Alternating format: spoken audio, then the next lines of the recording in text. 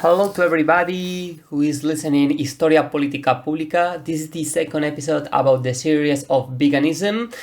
And in the last episode, I spoke widely about the vegan movement and I specified some of the history of veganism and different statistics that are showing that in the last year, the current of being vegan has been expanded across the world. And in this second episode, I wanted to talk about a book that has influenced myself widely.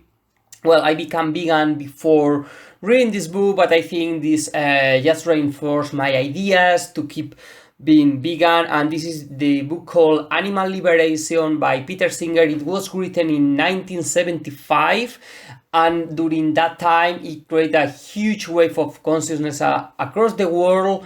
And it helps to expand some coin terms such as speciesism, which means that we should give the equal importance to all the animals in the world, being them humans as ourselves or non-humans. So, animal liberation, it was very important. It is divided in 6 chapters, which cover the history of why the Christian religion has emphasized the importance of the people among the non-human animals. Also, some statistics about the farming and also the use of animals in order to create clothes. Takes one chapter, I think it's the number 4, about why we should become vegetarians and gives many reasons for that. So I will analyze a bit about books and the philosophy of Peter Singer. Peter Singer, it is an utilitarian philosopher, which means that utilitarianism was a philosophy created by Jeremy Bentham and developed further by John Stuart Mill. That was the end of 18th century, half of 19th century. Basically, utilitarianism says that the main aim that we must pursue is to find a way to increase the happiness of the most of people and at the same time diminish the pain. So seeking pleasure, avoiding pain. That is the idea of utilitarianism. And even though Jeremy Bentham and John Stuart Mill used it to create better societies for people, Peter Singer goes one step forward in order to increase this to the non-human animals realm. So, for example, Peter Singer has very interesting quotes. He says something like, "I just came to be persuaded that animals should be treated as independent sentient beings and not as means to human ends." Being probably the most famous academic advocating for the need to avoid animal suffering, after he published Animal Liberation, was an essential book to change the worldwide consciousness about subjects including eating meat, the cruelty faced by non-human animals, it's a term that he used constantly in the book, in the factory farm, the need to become vegetarian, and the historical explanation of why humans tend to be speciecists. This concept was coined by Richard Ryder in 1970, and Singer made it famous over the world, the concept of speciesism, like giving more importance to other species. Through this book, this term speciesism is used to refer to a human who believes that all other animal species are inferior, and this evolved considering non-human animals as means to human ends. In subsequent editions of the book, now last year was released the 3rd edition, he has also analyzed the progress of the animal liberation movement. And for example, the last edition, which was released in 2022, is interesting because the preface is written by Yuval Noah Harari, the famous historian who has written the trilogy of Sapiens, Homo Deus, and 21st Keys for the 21st Century. It covers the whole history, and Yuval Noah Harari, he made a great statement in the preface. He says that the worst ever genocide done by the human species, it is that one against the animals in the factory farm. It is very important. Yuval Noah Harari became vegan while he was writing Sapiens, the first of his 3 books. Yuval Noah Harari, he's from Israel, and obviously this gives even more emphasis to a person speaking about genocide, a person who came from Jewish origin, saying that. And this is not a a crazy thing to say if we consider the statistics that I will go further in this episode. Statistics that provide Peter Singer in the book.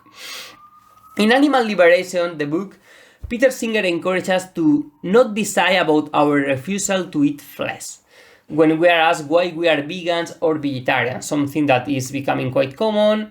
He criticized the factory system as, quote, nothing more than the application of technology to the idea that animals are means to our ends, close quote, unquote, and makes a powerful declaration about how people in the past were considered radicals for defending causes that nowadays seems just common and sensical to us, like being feminist, anti-racist, or pro-LGBTQ plus rights. He says the next.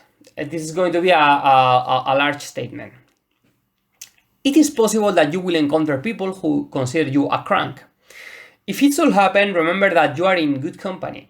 All the best reformers, those who first opposed the slave trade, nationalistic wars, and the exploitation of children working a 14-hour day in the factories of the Industrial Revolution, were at first derided as cranks by those who had an interest in the abuses they were opposing. End quote.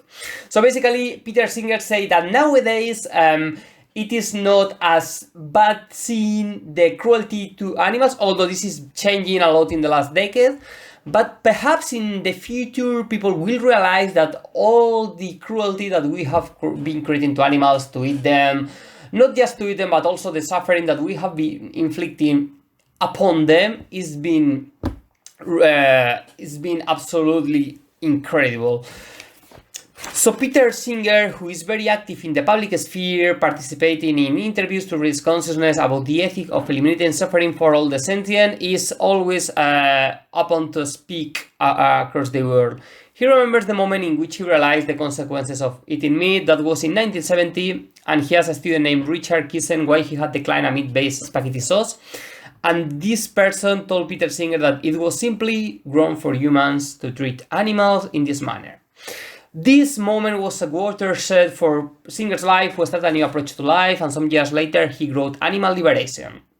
Almost 50 years later, he laments that, quote, there are over 70 billion animals raised and killed for food each year. I repeat the statistic. 70 billion animals are raised and killed for food each year.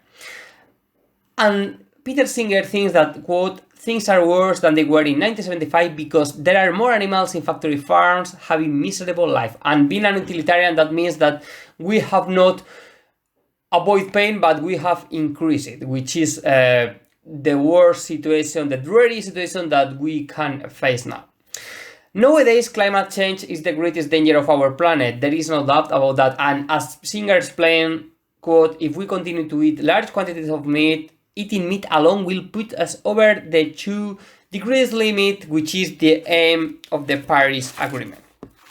So, it is not just to avoid suffering on animals that we should become vegans, but also to protect the planet, because being vegan is the best thing that we can do in order to diminish our carbon footprint, in order to help the planet to its survival. So, in the book, in the chapter 4, which is titled Becoming a Vegetarian, basically Peter Singer gives some keys to why becoming vegetarian in that time, but also he emphasized to become vegan, it is essential. He says that modern fishing fleets travel the fishing ground systematically with fire gauge net that catch everything in their way. This has been released in some documentaries. Is this system where a huge net goes to the sea, takes everything there like fish, the corals, the reefs and everything, and takes everything out. And after they throw like half of it to the ocean again, but now the landscape has been destroyed, the fish, this marine species has been killed, and obviously this has a huge damage in the environment and also in the fauna. The term vegetarian, according to Peter Singer, was basically started to be used in 1847 when the Vegetarian Society in England was created. In that time, the rules led to eat eggs and milk, which is something that the vegetarians do nowadays. Although being vegan means also to refusing to eat eggs and drinking milk, everything that provides from animal. The plant food is a way also to raise our awareness of the environment. It's good, like picking your own vegetables, buying things that are seasonally, if possible, from small farmers and so on instead of supermarket. He also provides some keys to rethink the idea of the main course. So not just to substitute the meat for anything else, but rather to start to use food which perhaps are not so familiar to us, like tofu, nuts, bean sprouts with vegetables, etc. This is very interesting because I remember when I was a child, we used to eat like a lot of lentils, vegetables in a kind of puree, also potato, different. I mean, the diet, it was vegan without acknowledging that, which nowadays, being saying that you are vegan, it can create positive impact because people realize that this is something good for the environment, but also it can create a kind of backlash because people perhaps they are not familiar with the term. But it's, I think, our duty as vegans to speak with people, make them understand why the benefits of becoming vegan for our health, for the non-human animals, and also for the planet. So it's important to not face this debate upon a kind of perspective of moral superiority or whatever, but engaging with people, understanding that also being vegan, it means sometimes to spend more money in food, which many people cannot afford to do that. So it is sometimes not just a personal choice to becoming vegan, but also a systematic atmosphere that we live in, a state in which the kind of meat producing companies are well established, and obviously they don't want to lose their benefits, so they will portray those vegans as radicals and so on. And some measures who try to create more systematic benefits for the environment are going to be diminished by those same companies. So they will make it harder for people to realize why we should avoid eating meat, which obviously has benefit for everybody, animals, non-human animals, and the planet. Peter Singer also speaks why vegetarianism is healthy, good to live, and he gives some examples of people who were vegetarian and had a long and healthy life, such as Gandhi, Leonardo da Vinci, Tolstoy, George Bernard Shaw, and he mentioned people also living in communities in different countries. Also, he explains that there are people who are afraid that if we stop to eat meat, we will receive less protein. So he gives a lot of examples such as bean, lentils, soy, nuts, which are very rich in proteins and won't make us feel that we are lacking in some nutrient. They combine with each other and the body absorbs the protein, so it's good. And also at the same time, Peter Singer, in one of the other chapters, he mentioned how the farming is a protein factory in reverse. I mean, even if we think that the meat has more protein than other products, at the end, because producing meat, non-human animal meat, is so expensive and so polluting for the environment, at the end it's counterproductive. So, for example, he says that 21 pounds of protein of food just produce 1 pound for protein of humans. So if we breed a cow, a pig, or whatever animal that we can think in the farm, we need 21 pounds of food to give this animal in order just to create 1 pound of that will be for humans, which this is highly extensive and is very reversing for the environment. For example, an imprisoned animal does not eat grass, and the field is harvesting crops and soybeans. We take out the land for the animals while using food that humans could eat, which is really counterproductive then.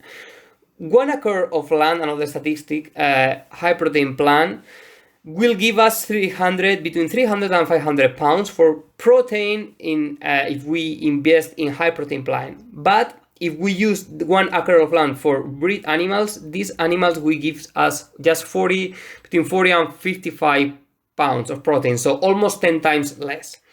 Plant foods yield about 10 times as much protein per acre as meat does. So apart from being better for the environment, better because we avoid animal suffering, is even better for our health, and we don't need to occupy that much land. Same with the water. A pound of meat requires 50 times as much water as an equivalent quantity of wheat. I repeat, a pound of meat requires 50 times much water as an equivalent quantity of wheat. And this adds to the water pollution, contaminating the rivers and so on. So if we start to eat less animals and we use vegan food, the animal meat will lower the price, lower the profit, and the companies will seek vegan alternatives. So it's important of collective and individual acts. This is happening in many countries, how you can see a lot of vegan food in supermarkets, because the big companies know that it is being more profitable for them. I mean, I obviously against this kind of market-based approach in order to raise benefits, but at the same time, for the moment, it may be a good option. Obviously, the idea in the future is that the vegan food is created by a small company. It is widely expanded across the community, but for the moment, if the only place to buy vegan food is in the supermarket in our city, just go for it. At the same time, if it's possible to buy the vegetables and other kind of food from small places like independent commerce and so on, it's good to combine these both trends at this moment. Just to finish this episode, I want to use 2 more quotes of Peter Singer book, which I highly recommend you to read.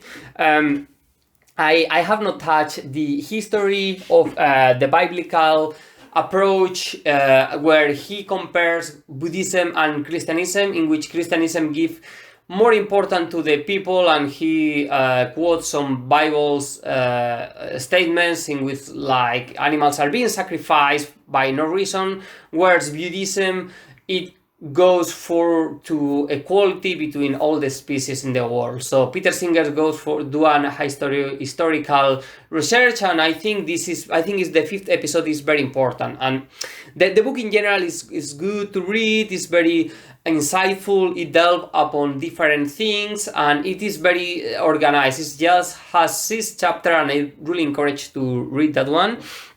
The last 2 quotes that I wanted to say are the next.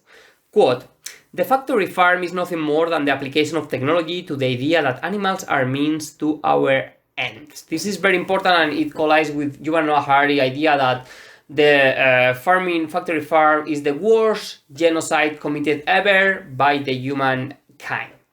And the last quote is the next.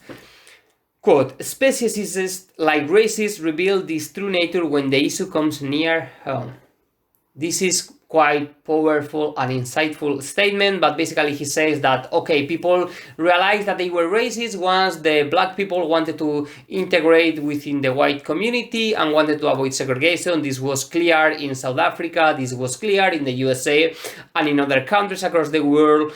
And speciesism is the same according to Peter Singer, and he tells this anecdote in which when he went to a party and he was speaking with a lady who was telling that she loved animals, she had many dogs, many cats, and at the same time she was eating a sandwich with ham.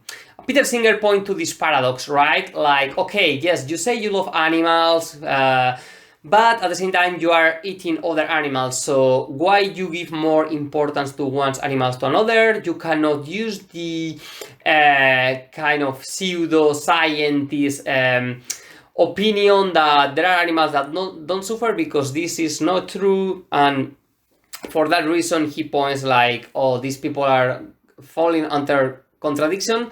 So it is important to speak with them, as I mentioned before, not showing moral superiority, but trying to understand every argument and give people an alternative to become vegan, or at least reduce their meat consuming.